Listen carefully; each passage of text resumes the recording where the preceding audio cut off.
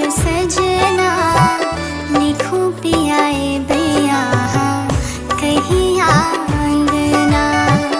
लिखूं पियाए भैया कहीं आंगना बीते या जो छन जो लागे 6 महीना बीते या जो छन जो लागे 6 महीना लिखूं पियाए भैया कहीं आंगना लिखूं पियाए भैया कहीं आंगना।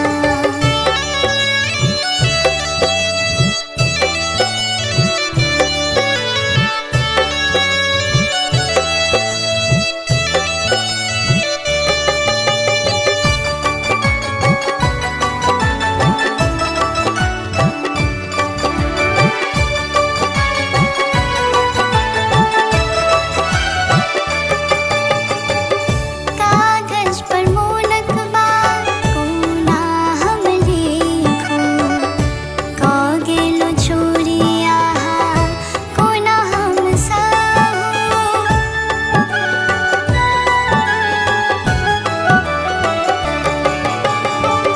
कागज पर मोनकबा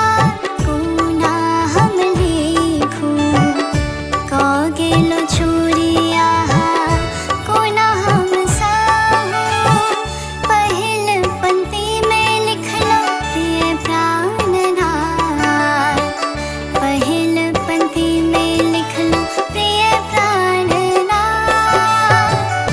मांगी न मंगना कोनो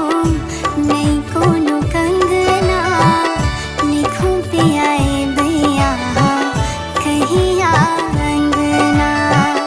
बीते या जो छन जो लागे 6 महीना लिखूं पियाए भैया कहीं आंगना।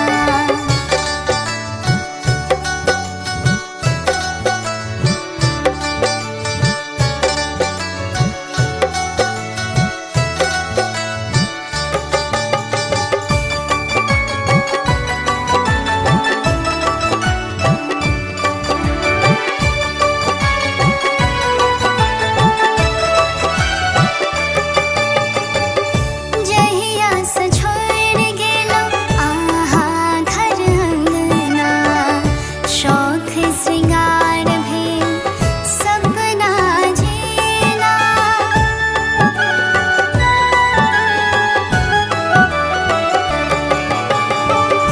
जहिया से छोड़ गेलो आहा घर अंगना शौख श्रृंगार भेल सपना जीना भावना मुनक पिया पंक्ति में रही गेल भावना मुनक पिया पंक्ति में रही गेल लिखूं नै छी आहा कोना यौ हमर रुसना बीते या जो छन जो लागे 6